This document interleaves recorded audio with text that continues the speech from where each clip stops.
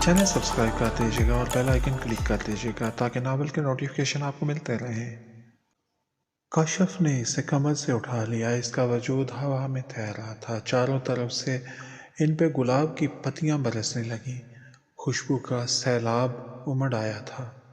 एक यादगार रात थी। म्यूजिक थम गया। काशिफ ने इसे नीचे उतार दिया। अब दोनों एक दूसरे का हाथ थामे वहालाना अंदाज में एक दूसरे को देख रहे थे। काशिफ, मेहंदी लगाओ। हिना मेहंदी का थाल उठाए काशिफ से मुखातिब थी। काशिफ ने थाल से थोड़ी सी मेहंदी ली और हिना के हाथ पे लगाने लगा तो शाहीन फिर बोल पड़ी, ऐसे नहीं लगाते। तो फिर कैसे? काशिफ ने सवालिया नज़रों से इसे देखा। 100 रुपये का नोट इसकी हथेली पे रखो और उस पे लगाओ। काशिफ ने वॉलेट खोला और इसमें से 5,000 का नोट निकाला और हिना की हथेली पे रख दिया। काशिफ, नोट ज़ाया हो जाएगा, 100 का रख लो। हिना बोल पड़ी। काशिफ मुस्कुरा दिया। कब तक बचत करवाती रहोगी? अब तो शादी होने वाली है। इसके बाद तो खर्चे शुरू हो जाते हैं। कुछ नहीं होता। इसने नोट पे मेहंदी लगा दी। वॉलेट से 5,000 और 1,000 वाले सारे नोट निकाले और हिना के सर पे वार के फिजा में उछाल दिए। लोग दीवानों की तरह नोटों को पकड़ने के लिए भाग पड़े। मूवी बनाने वाले अपने कैमरे रख के नोटों के लालच में आगे बढ़े। काशिफ ने वेस्ट कोट की जेब से नोटों की एक गड्डी निकाली और वो नोट भी हिना के सर पे मारे और फिर हवा में उछाल दिए। कुछ नोट तो लोगों ने ज़मीन पे गिरने ही न दिए और बाकी मांदा फर्श पे गिरे। नोटों के लिए इनमें कशमकश जारी थी। हिना हैरत से ये मंजर देख रही थी।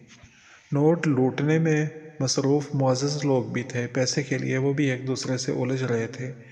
एक कैमरामैन ने इनकी मूवी बनानी शुरू कर दी। कुछ देर बाद ये तमाशा ख़त्म हो गया। सारे अपनी अपनी जगहों पे चले गए। हिना ने अब काशिफ के हाथ पे मेहंदी लगाई। धड़ाधड़ तस्वीर बन रही थीं। मुस्कुराहटें, खुशियाँ, गीत, रक्स, रोशनियाँ, दमकते चेहरे, जोशो खरोश, लोगों का रश, फूल ही फूल। हिना की मेहंदी हर लिहाज से मुकम्मल थी। अपने कमरे में बैठी वो बहुत खुश थी। मेहंदी का फंक्शन यादगार तरीन था। ऐसा इसने कभी सोचा भी ना था। वो आम सी लड़की थी, लेकिन काशिफ के प्यार ने इसे बहुत ख़ास बना दिया था। सबकी नज़रों में इसके लिए रश्क था। इसके वो यूनिवर्सिटी फेलोज़ जो तरह तरह के फ़ैशन करती थी, बड़ी गाड़ियों में यूनिवर्सिटी आया करती थी, अपने बाप की दौलत पे जिनको नाज था, वो इसकी शान शौकत देख के दंग रह गई थी। किसी के तसव्वुर में भी नहीं था कि मेहंदी की तकरीब इतनी शानदार भी हो सकती है। इतना एहतमाम तो शादी पे भी नहीं किया जाता था। अब शादी पे पता नहीं क्या हो। मिस्टर चौधरी ने सारे इंतजामात मुल्क की बेहतरीन पार्टी प्लानर्स कमेटी के सुपुर्द किए थे। ऐसी तकरीब किसी ने मूवीज़ और इंटरनेट पे भी नहीं देखी थी। किसी का साथ मिलने की वैसे भी बहुत खुशी होती है, लेकिन सब इस खुशी को लेकिन जब इस खुशी को मनाने का अंदाज़ ऐसा हो और हज़ारों लोग इस खुशी में शामिल हों तो खुशी बहुत बड़ी हो जाती है। और इसका भी यही हाल था। वो ख़ुद को हवाओं में उड़ता महसूस कर रही थी। गुजरा हुआ एक एक लम्हा इसके ख्यालों को खूबसूरत बना रहा था। इसने आंखें बंद की हुई थीं और सरमस्ती की कैफियत में थी। मोबाइल की बेल हुई। काशिफ का मैसेज था। हिना, कॉल करूं? हिना मुस्कुरा पड़ी और इसने कॉल कर ली। पहली बेल पे ही काशिफ ने कॉल अटेंड कर ली। कैसी हो? इसका लहजा प्यार में भीगा हुआ था। बहुत प्यारी हो, वो शरारती अंदाज में बोली। प्यारी तो होगी ही। काशिफ की होने वाली शरीके हयात जो हो। वो शर्मा गई। हिना, बस आज की रात तुम्हारे और मेरे बीच में है। कल तुम मेरी हो जाओगी हमेशा के लिए। मेरी, काशिफ की हिना। ये वक्त गुजर नहीं रहा था, इसलिए तो मैं फ़ोन कर लिया। पता है हिना, आज मैं कितना खुश हूँ। मेरे पास अल्फाज ही नहीं है बताने के लिए। मेरी ज़िंदगी में जितनी भी महरूमियाँ थीं, आज इन सब का अज़ाला हो गया। मेरी ज़िंदगी तुमने मुकम्मल कर दी। मुझे और कुछ भी नहीं चाहिए। सब कुछ तो मिल गया मुझे। काशिफ, इतना ज़्यादा खर्च करने की क्या ज़रूरत थी? ऐसे इंतज़ामात तो कभी किसी ने नहीं किए होंगे। फिल्मों और नावल्स में ऐसा पढ़ती थी, लेकिन ये तो इससे भी कहीं ज़्यादा था। हिना, पैसा किस लिए होता है? खर्च करने के लिए ना। तो फिर एतराज़ क्यों? इतनी बड़ी खुशी के आगे तो सारी दुनिया के ख़जाने भी कुछ नहीं है। वेडिंग प्लानर्स को तो ख़ास तौर पे पापा ने कहा था कि इस शादी को बहुत ख़ास बनाना है। ऐसी शादी जो इससे पहले किसी ने देखी या सुनी ना हो। ये सारे आइडियाज़ उनके ही थे। तुम्हें अच्छा लगा? हाँ, बहुत अच्छा लगा। یونیورسٹی فیلوز شامل تھے تقریب میں، انہوں نے اپنی آنکھوں سے سب دیکھ لیا، ورنہ شاید یقین نہ کرتے۔ ابھی شادی کی تقریب بھی باقی ہے، وہ دیکھنا کیسی ہوگی۔ کاشف، مجھے ڈر لگتا ہے۔ اس کی آواز میں بے نام اندیشے جھلک رہے تھے۔ ڈر؟ کیسا ڈر اور کیوں؟ میں ساتھ ہوں نا تمہارے۔ بس ڈرتی ہوں کہ کہیں کسی کی نظر نہ لگ جائے، حاسد بھی تو خوشیوں سے چلتے ہیں۔ فکر نہ کرو، کسی کی نظر نہیں لگے گی۔ اچانک اسے خیال آیا کہ کاشف سے پوچھ لینا چاہیے کہ لیٹر پڑھ لیا اس نے۔ کاشف، کچھ پوچھنا ہے تم سے۔ پوچھ لو جو بھی پوچھنا ہے۔ تم نے لیٹر پڑھ لیا؟ لیٹر؟ لو لیٹر کی بات کر رہی ہو؟ وہ شرارت کے موڈ میں تھا۔ نہیں، جو لیٹر میں نے لکھا تھا، وہ بے چینی سے بولی۔ تمہاری آنکھیں سب کہہ دیتی ہیں، خط لکھنے کی کیا ضرورت تھی؟ اس کی بات ادھوری رہ گئی۔ کاشف، ماما کی آواز آئی، وہ کچھ کہہ رہی تھیں، وہ ان کی بات سن رہا تھا۔ ہینا، ماما کہہ رہی ہیں کہ میں تم سے پوچھ لوں کہ کل میں کیا پہنوں۔ ہر کلر کے 3 پیس سوٹ بھی ہیں، شلوار سوٹ بھی، ویسٹ کوٹ بھی۔ کاشف، تم بلیک 2 پیس پہننا اور پنک شرٹ پہ میرون ٹائی لگانا، بہت سوٹ کرے گا تم پہ۔ اچھا ٹھیک ہے، وہی پہن لوں گا، لیکن یہ سیاہ رنگ تو سوگ کی علامت ہوتا ہے۔ رنگوں سے کیا فرق پڑتا ہے، بس مجھے سیاہ رنگ اچھا لگتا ہے۔ ٹھیک ہے ہینا، جیسے تم کہتی ہو سب ویسا ہی ہوگا، اپنا ہر ارمان ہم دونوں مل کے پورا کریں گے۔ ہاں کاشف، زندگی بہت خوبصورت ہو گئی ہے نا؟ ہینا، زندگی کی ساری خوبصورتیاں تمہاری وجہ سے ہیں۔ تم اگر میرے ساتھ نہ ہوتی تو ایسا نہ سوچا کرو۔ میں ساتھ ہوں نا، وہ پیار سے بولی۔ پتہ نہیں یہ صبح کب ہوگی، وہ بے چین تھا۔ ابھی تو 2 بجے ہیں، صبح ہونے میں ابھی ٹائم ہے، صبر کرو۔ صبر ہی تو نہیں ہو رہا، کتنا مشکل کام ہے نا صبر کرنا۔ کہتے ہیں صبر کا پھل میٹھا ہوتا ہے، کبھی کبھی یہ پھل کھٹا بھی ہو جاتا ہے۔ کاشف، الٹی باتیں نہ کرو، اچھی اچھی باتیں کرنی چاہیے، کوئی پتہ نہیں ہوتا کہ قبولیت کا کون سا لمحہ ہو۔ اچھا بابا ٹھیک ہے، اب نہیں کہوں گا، لیکن کیا کروں، یہ وقت ہی نہیں گزر رہا۔ گزر ہی جائے گا یہ وقت بھی، ذرا نیند کو تو آنے دو۔ نیند کہاں سے آئے گی؟ جب شدت سے انتظار ہوتا ہے تو وقت گزرنے کا نام نہیں لیتا۔ تم باتیں کرتی رہو نا، ایسے ہی صبح ہو جائے گی۔ ہاں ٹھیک ہے، ایسے جاگتے رہو گے تو صبح بارات کے ساتھ سوئے ہوگے۔ نیند بھی پوری کر لو تھوڑی سی، وہ سنجیدگی سے بولی۔ اچھا مان لیتا ہوں تمہاری بات، پھر کہو گی کہ باتیں نہیں مانتا۔ اچھا سنو کاشف، کل بارات ہے تو میرج ہال تک کیسے جاؤ گے؟ اسے اچانک یاد آیا۔ پاپا نے ارینج کیا ہے، شاید لیموزین میں جاؤں، اور تمہارے لیے بھی وہی بھیج دیں گے، تمہیں کوئی اعتراض تو نہیں؟ نہیں، مجھے کیوں اعتراض ہونے لگا، جیسے تمہیں مناسب لگے، اور جس میں تم لوگوں کی خوشی ہے اسی میں خوش ہوں۔ نہیں نا، مجھے لگتا ہے تم کچھ کہنا چاہتی ہو، کہہ دو، دل میں نہیں رکھنا چاہیے۔ سب سے بڑی بات یہی ہے کہ میرا اور تمہارا ملن ہے۔ کاشف، شادی کا روایتی انداز مجھے پسند ہے۔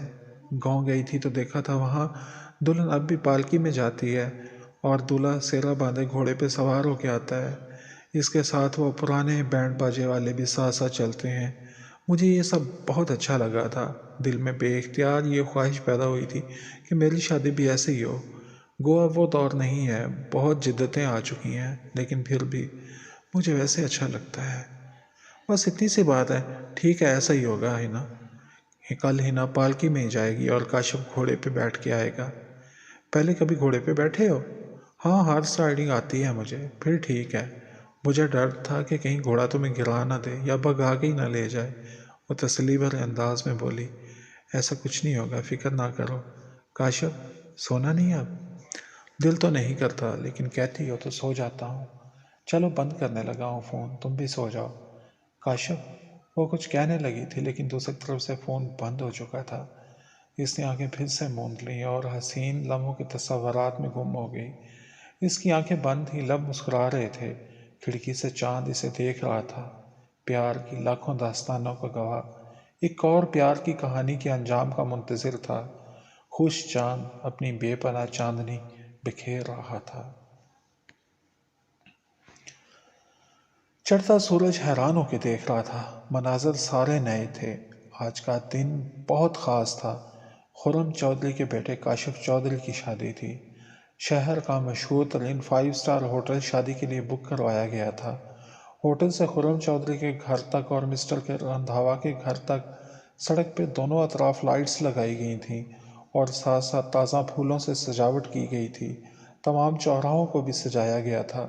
سڑکوں کے اطراف تھوڑے تھوڑے فاصلے پہ کھانے پینے کے سٹال لگے تھے، کہیں گول گپے والا، کہیں دہی بڑے اور فروٹ چاٹ والا، کہیں سموسے اور پان والا۔ مختلف اسٹال تھے اور وہ فری میں چیزیں دے رہے تھے۔ لوگ اس سے بھرپور فائدہ اٹھا رہے تھے۔ سٹالز کے گرد ہجوم تھا۔ شہر کے اکثر ہوٹلز میں آج کے دن سب کے لیے فری کھانا تھا۔ ایسی شادی اس سے پہلے کسی نے نہیں دیکھی تھی۔ ہر زبان پہ شادی کے ہی قصے تھے۔ میڈیا خاص طور پہ اس شادی کو کوریج دے رہا تھا۔ شادی میں ملک کی مشہور شخصیات نے شرکت کرنی تھی، اس لیے ان کی آمد سے پہلے ہی پولیس اور سیکورٹی الرٹ تھی۔ ہر ایک کی زبان پہ شادی کی باتیں تھیں۔ جشن کا سا سما تھا۔ بڑی بڑی اعلیٰ شخصیات نے اپنی اولادوں کی شادیاں کی تھیں اور بہت اچھے انتظامات بھی کیے تھے، لیکن اب تک ایسی شادی شہر میں نہیں ہوئی تھی۔ شہر کیا بلکہ ملک میں نہیں ہوئی تھی۔ لوگ حیران تھے۔ خرم چودھری پہلے بھی رفائی کاموں میں پیش رہے تھے، لیکن آج تو انہوں نے پیسہ خرچ کرنے کی انتہائی کر ڈالی تھی۔ بڑے بڑے سخی بھی پریشان ہو کے رہ گئے تھے۔ شادی سے 3 دن پہلے صفائی کرنے والی گاڑیاں پورے شہر میں گردش کرتی رہی تھیں۔ انہوں نے وہ کوڑا کرکٹ بھی صاف کر دیا جو سالوں سے نہیں اٹھایا جا رہا تھا۔ ایسا اس سے پہلے کبھی نہیں ہوا تھا۔ پورا شہر ہی صاف ستھرا لگ رہا تھا۔ مختلف مقامات پہ سجے ہوئے ٹرک کھڑے تھے، جن میں جوتے اور کپڑے تھے جو ضرورت مندوں میں تقسیم کیے جا رہے تھے۔ جہاں نکاح کی تقریب ہونی تھی، اس ہوٹل کو بھی خوب سجایا گیا تھا، مکمل سیکورٹی کے انتظامات کے ساتھ۔ پولیس اور سیکورٹی ایجنسیاں بھی الرٹ تھیں۔ وزیر اعلیٰ کے ساتھ ساتھ وزیر اعظم نے بھی اس تقریب میں شرکت کرنی تھی۔ سیکورٹی رسک کی وجہ سے شہر کے تمام تعلیمی اداروں میں تعطیل کر دی گئی تھی۔ سرکاری مشینری بھی حرکت میں تھی۔ فضا میں آرمی کے ہیلی کاپٹر گردش کر رہے تھے۔ فوج کے اعلیٰ افسران بھی شادی میں مدعو تھے۔ ہنا نے وہی لہنگا پہنا تھا۔ مہنگے ترین پارلر سے آج بھی اینی نے اسے تیار کیا تھا۔ تیار ہو کے اس کی خوبصورتی اور بھی زیادہ ہو گئی تھی اور وہ کسی ریاست کی راجکماری لگ رہی تھی۔ سارے مہمان آ چکے تھے۔ معروف گلوکار اپنے انداز میں گا کے مبارکباد پیش کر رہے تھے۔ پاکستانی اداکار اور کچھ مشہور بھارتی اداکار بھی بلوائے گئے تھے۔ ان کو دیکھنے کے لیے بھی ایک جمع غفیر تھا۔ ایسا لگتا تھا جیسے پورا شہر اس شادی میں شامل تھا۔ کاشف نے بلیک ٹوپی کے ساتھ پنک شرٹ پہ میرون ٹائی لگائی تھی۔ کوٹ پہ ڈائمنڈز جڑے تھے۔ ان کی چمک نگاہوں کو خیرک کیے جا رہی تھی۔ گھر کے لان میں ایک شاندار سا سفید رنگ کا گھوڑا موجود تھا۔ عائشہ اور خرم چودھری کاشف کے ساتھ باہر آئے۔ کاشف بہت پیارا لگ رہا تھا۔ اس کے چہرے پہ خوشی کے رنگ بکھرے ہوئے تھے اور اس کے انداز سے محسوس ہو رہا تھا کہ اس کی کیا کیفیت ہے۔ عائشہ نے اس کا ماتھا چوما۔ میرے بیٹے کو کسی کی نظر نہ لگے، ہمیشہ اسے خوشیاں ہی ملتی رہیں۔ بے اختیار ان کے دل سے دعا نکلی۔ پاپا، اب وہ خرم چودھری کے سامنے کھڑا تھا۔ انہوں نے اسے سینے سے لگا لیا۔ وہ ان کا غرور تھا۔ کاشف کو سہرا باندھا گیا۔ وہ گھوڑے پہ سوار ہوا اور اس نے باگیں تھام لیں۔ نہیں سر، دولہا خود باگیں نہیں تھامتا، سائز ساتھ جائے گا آپ کے۔ سیکرٹری نے اسے روک دیا۔ کاشف نے باگیں چھوڑ دیں۔ سائز آگے بڑھتا رہا اور باگیں تھام کے آگے چلتا رہا۔ کاشف کے گھوڑے کے آگے بینڈ باجے والے تھے۔ بینڈ سے آگے رقاص تھے جو رقص کرتے آگے بڑھ رہے تھے۔ پیچھے 50 سیاہ گھوڑوں پہ باراتی سوار تھے۔ یہ وہ لوگ تھے جو زیادہ عمر کے تھے اور پیدل نہیں چل سکتے تھے۔ ان کے پیچھے پیدل باراتی چل رہے تھے۔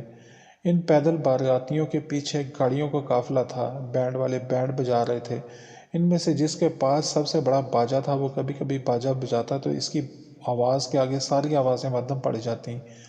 آسمان پہ گڑگڑاہٹ سنائی دینے لگی۔ طیارے ہوا میں محو پرواز تھے اور رنگ برنگا دھواں چھوڑ رہے تھے۔ کبھی متوازی اڑتے وہ لائنیں چھوڑتے تو کبھی مختلف ڈیزائن بنانے لگتے۔ ہیلی کاپٹر بھی نیچے ہو کے بارات کے اوپر پرواز کر رہے تھے۔ بارات آہستہ آہستہ چل رہی تھی، اس لیے وہ ہوا میں ٹھہرے ہوئے محسوس ہو رہے تھے۔ ہوا سے لوگوں کے کپڑے اڑنے لگتے تو ہیلی کاپٹر تھوڑا اوپر چلے جاتے۔ اوپر سے وہ پھولوں کی پتیاں برسا رہے تھے۔ بارات تھوڑی آگے بڑھی تو آگے کچھ بچے بھاگ کے پاس آ گئے۔ وہ خوشی سے بارات کو دیکھ رہے تھے۔ ان میں سے ایک کچھ کہہ رہا تھا، لیکن اس کی آواز بینڈ کی آواز میں دب گئی۔ کاشف انہیں دیکھ رہا تھا۔ اس نے سیکرٹری سے کچھ کہا۔ بینڈ باجے والے خاموش ہو گئے۔ سیکرٹری اس بچے کو بازو سے پکڑ کے آگے لایا۔ 13-14 سال کا بچہ سہما ہوا تھا۔ کیا بات ہے بیٹا، آپ کچھ کہنا چاہتے ہو؟ کہو جو کہنا ہے۔ کاشف کے ہمت دلانے پہ وہ ڈرتے ڈرتے بولا، آپ کی شادی ہے تو شادی پہ تو پیسے پھینکتے ہیں، آپ کیوں نہیں پھینک رہے؟ کاشف کھلکھلا کے ہنس پڑا۔ بس اتنی سی بات؟ اس نے سیکرٹری کو اشارہ کیا۔ سیکرٹری نے جیب سے کئی بڑے نوٹ نکالے اور لڑکے کی طرف بڑھا دیے۔ لڑکے نے قدرے ہچکچاہٹ کے بعد انہیں تھام تو لیا، لیکن وہ تذبذب میں تھا۔ پھر اس نے ہاتھ اوپر کیا اور نوٹوں کو ہوا میں اچھال دیا۔ نوٹ ہوا میں لہرائے، اس کے ساتھ والے بچے بھی بھاگ آئے اور ان کے ساتھ مل کے وہ نوٹوں کو پکڑنے کی کوشش کر رہا تھا۔ کاشف کے دل میں اس بچے کے لیے محبت بھرے جذبات پیدا ہوئے۔ سیکرٹری اسے ہی دیکھ رہا تھا۔ اس نے اشارہ کیا۔ سیکرٹری نے کال کی اور جیب سے باقی نوٹ بھی نکالے اور لوٹا دیے۔ اتنے میں بارات کے آگے ایک لینڈ کروزر رکی۔ اس کی چھت کھلی اور اس میں سے نوٹ برسائے جانے لگے۔ ایک بار پھر پیسے کا جادو سر چڑھ کے بولنے لگا۔ بارات میں موجود اکثر لوگ نوٹ پکڑنے میں مصروف ہو گئے۔ باجے والے اور عکاس بھی اپنا کام بھول کے اچھل اچھل کے نوٹ پکڑ رہے تھے۔ نوٹ تھے کہ ختم ہی نہیں ہو رہے تھے۔ لینڈ کروزر کے گرد ایک ہجوم تھا۔ ہر ایک کی کوشش تھی کہ وہ زیادہ قریب ہو سکے۔ آپس میں ایک دوسرے کو دھکے بھی دے رہے تھے۔ پھر ہیلی کاپٹر سے بھی نوٹ پھینکے جانے لگے تو لینڈ کروزر کے قریب جانے کی کوششیں کرنے والے پھیلتے چلے گئے۔ کاغذوں کی برسات جاری تھی اور ان سرکاری کاغذوں نے لوگوں کی عصبیت کھول کے رکھ دی۔ چند لوگوں کے سوا سبھی کھل کے اس موقع کا فائدہ اٹھانے میں مصروف تھے۔ 1 گھنٹے تک پیسے لٹانے کا یہ کھیل جاری رہا۔ لوگ تھک چکے تھے۔ نوٹ جیبوں میں بھر بھر کے ان کی جیبیں پھول چکی تھیں۔ کاشف بھی گھوڑے پہ بیٹھا بیٹھا تھکنے لگا تو اتر کے پیچھے آنے والی گاڑیوں میں جا بیٹھا۔ بارات چلنے لگی تو وہ پھر سے گھوڑے پہ سوار ہو گیا۔ پارلر کے باہر بگی کھڑی تھی جس نے ہنا اور اس کی فرینڈز کو گھر تک پہنچا دیا۔ گھر کے باہر پالکی اس کی آمد کی منتظر تھی۔ مسٹر رندھاوا نے اسے پالکی میں سوار کروایا۔ ہنا کو بہت عجیب محسوس ہو رہا تھا۔ ساری خواہشیں پوری ہو رہی تھیں۔ پالکی میں جاتی دلہن کو دیکھ کے دل کیا تھا کہ وہ بھی پالکی میں سوار ہوتی۔ پھر اس خیال پہ ہنسی بھی آئی تھی کہ ایسا تو تب ہوتا جب اس کی شادی اسی گاؤں میں ہوتی، اور اب اس کے چاہنے والے نے شہر کو ہی گاؤں میں بدل دیا تھا۔